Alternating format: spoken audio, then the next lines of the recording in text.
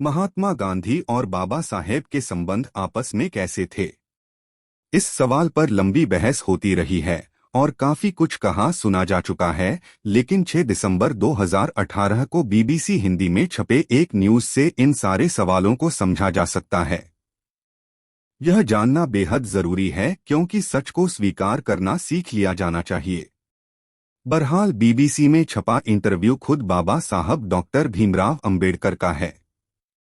गांधी जी ने मूलभूत बदलाव किए हैं तो बाबा साहब ने साफ कहा नहीं, कभी नहीं, बल्कि वह हर समय दोहरी भूमिका निभाते थे। उन्होंने युवा भारत के सामने 2 अखबार निकाले, पहला हरिजन अंग्रेजी में और गुजरात में उन्होंने एक और अखबार निकाला जिसे आप दीनबंधु या इसी प्रकार का कुछ कहते हैं।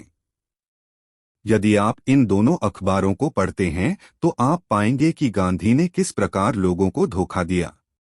गांधी ने अंग्रेजी समाचार पत्र में उन्होंने खुद को जाति व्यवस्था, छुआछूत का विरोधी और खुद को लोकतांत्रिक बताया, लेकिन अगर आप गुजराती पत्रिका को पढ़ते हैं तो आप उन्हें अधिक रूढ़िवादी व्यक्ति के रूप में देखेंगे। वह जाति व्यवस्था, वर्णाश्रम, धर्म, यह सभी रूढ़िवादी सिद्धांतों के समर्थक थे जिन्होंने भारत को हर काल में नीचे रखा है।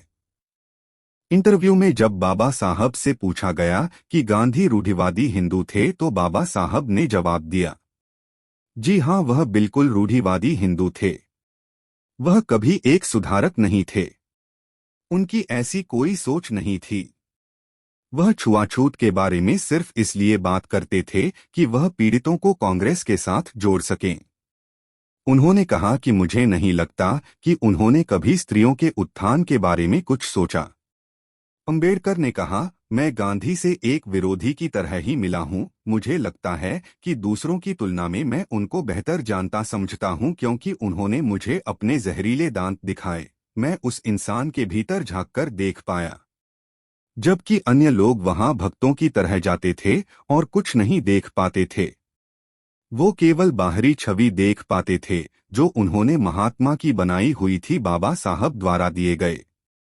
इस पूरे इंटरव्यू में गांधी जी से जुड़ी कई चीजों को सामने रखा गया है। दोस्तों, तो आपको बाबा साहब की ये जानकारी कैसी लगी हमें कमेंट में बताएं और प्लीज वीडियो को लाइक, चैनल को सब्सक्राइब कीजिए।